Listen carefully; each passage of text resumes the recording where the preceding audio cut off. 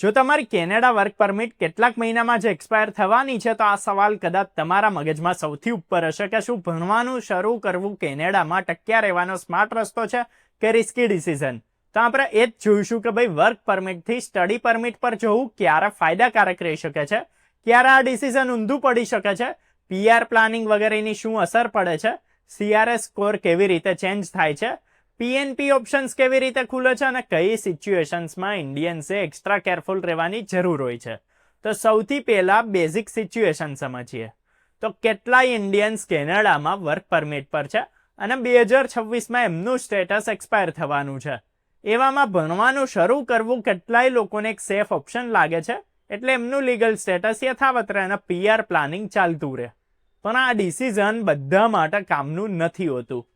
સમજો કે study programme શરૂ કરવા ક્યારે સ્ટ્રોંગ મૂવ માનવામાં આવે છે. તો જો પહેલા તમે કોઈ PR પાથવે માટે ક્વોલિફાઈ કરી લીધું છે અને એક્સપ્રેસ એન્ટ્રીમાં EOI સબમિટ કરી ચૂક્યા છો તો ભણવાનું એક સપોર્ટ સિસ્ટમની જેમ કામ કરી શકે છે. એનાથી તમે કેનેડામાં લીગલી રહી શકો છો અને ITA આવવાની રાહ જોઈ શકો છો. બીજી સિચ્યુએશન ત્યારે થાય છે જ્યારે પસંદ કરવામાં આવેલો પ્રોગ્રામ તમારા એજ્યુકેશન પ્રોફાઇલને મિનિંગફુલ રીતે ઇમ્પ્રૂવ કરે છે. તો CRS સિસ્ટમ છે એજ્યુકેશન, લેંગ્વેજ, એજ અને વર્ક એક્સપિરિયન્સને રિવોર્ડ કરે છે. તો એવામાં કેનેડિયન ક્રેડેન્શિયલ મળવાથી તમને higher education points, better skills, transferability અને એક્સ્ટ્રા CRS પોઈન્ટ્સ મળી શકે છે. તો IRCCના રૂલ્સ પ્રમાણે જો તમે કેનેડાથી 1 કે 2 વર્ષની પોસ્ટ સેકન્ડરી ક્રેડેન્શિયલ કમ્પ્લીટ કર્યું તો 15 એક્સ્ટ્રા CRS પોઈન્ટ્સ મળે છે. અને જો ક્રેડેન્શિયલ 3 વર્ષ કે એનાથી વધારેના છે તો 30 એક્સ્ટ્રા CRS પોઈન્ટ્સ મળે છે. કેટલાય કેસીસમાં આ પોઈન્ટ્સ ITA અને રિજેક્શનની વચ્ચેનો ફરક બની જતો હોય છે.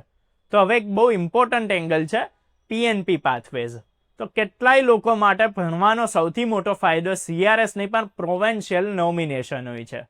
PNP નોમિનેશન મળવા પર એક્સપ્રેસ એન્ટ્રી પ્રોફાઇલમાં 600 CRS પોઈન્ટ્સ જોડાઈ જાય છે. પ્રેક્ટિકલી ITA ઓલમોસ્ટ કન્ફર્મ કરી દે છે. તો ઓન્ટારિયો, બ્રિટિશ કોલંબિયા, મનિટોબા અને નોવા સ્કોટિયા જેવા પ્રોવિન્સીસમાં ઇન્ટરનેશનલ ગ્રેજ્યુએટ્સને માટે અલગ અલગ PR સ્ટ્રીમ્સ છે. ખાસ કરીને એમના માટે જે પહેલા કેનેડામાં વર્ક પરમિટ પર રહી ચૂક્યા હોય અને પછી ત્યાંથી ગ્રેજ્યુએટ થયા હોય. જોકે દરેક સ્ટ્રીમ એક્ટિવ હોય એ જરૂરી નથી, એટલે પ્લાનિંગથી પહેલા કરંટ સ્ટેટસ ચેક કરવો બહુ જરૂરી છે. હવે વાત કરીએ સ્ટડી પરમિટ એક્સેસની, કેમ કે રેગ્યુલેશન્સ બહુ ચેન્જ થયું છે. Canada international student cap system follow કરી રહ્યું છે અને કેટલાય એપ્લિકન્ટ્સને PL કે પછી TLની જરૂર પડે છે. પણ રિસન્ટ ટ્રેન્ડ એ બતાવી રહ્યા છે કે ભાઈ કેનેડા પોતાના ઇન્ટરનેશનલ સ્ટુડન્ટ્સ ટાર્ગેટથી નીચું ચાલી રહ્યું છે. એનો મિનિંગ એ છે કે ભાઈ વર્ક પરમિટ હોલ્ડર્સ માટે સ્ટડી પરમિટ એપ્રુવલના ચાન્સીસ સારા રહી શકે છે. એક બીજો મોટો ફેરફાર 1 જાન્યુઆરી 2026થી લાગુ થઈ ગયો છે કે ભાઈ પબ્લિક ડેઝિગ્નેટેડ લર્નિંગ ઇન્સ્ટિટ્યુશનમાં એનરોલ માસ્ટર્સ અને PhD સ્ટુડન્ટ્સે PL કે પછી TL સબમિટ કરવાની જરૂર નહીં રહે. એનો મિનિંગ કે ભાઈ ઓટોમેટિક અપ્રુવલ નથી પણ પ્રોસેસ ઇઝી થઈ જાય છે.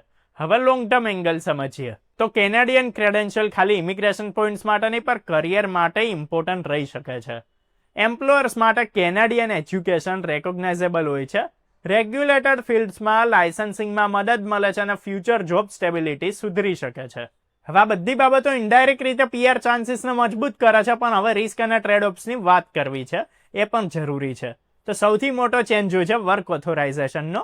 વર્ક પરમિટથી સ્ટડી પરમિટ પર ગયા પછી ફૂલ ટાઈમ કામ કરવાની ફ્રીડમ નથી રહેતી. કરંટ રૂલ્સ પ્રમાણે સ્ટુડન્ટ્સ રેગ્યુલર એકેડેમિક સેશન્સમાં 24 અવર્સ પર વીક ઓફ કેમ્પસ વર્ક કરી શકે છે અને શેડ્યુલ બ્રેક્સમાં અનલિમિટેડ અવર્સ.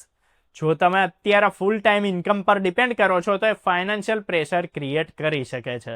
ઇન્ડિયન્સે તો ખાસ કરીને આ કેલ્ક્યુલેશન પહેલા કરવી જોઈએ કે ભાઈ લિમિટેડ વર્ક અવર્સમાં એક્સપેન્સીસ મેનેજ થશે ખરા કે નહીં. બીજો મોટો પોઈન્ટ છે વર્ક એક્સપિરિયન્સની વેલ્યુ. જો તમારી PR strategy Canadian experience class પર બેઝ છે તો યાદ રાખો કે IRCC સ્ટુડન્ટ વર્ક એક્સપિરિયન્સને CEC મિનિમમ રિક્વાયરમેન્ટમાં કાઉન્ટ નથી કરતું. એટલે કે ભણવા સમયે કરવામાં આવેલું કામ CC એલિજિબિલિટી નથી બનાવતું.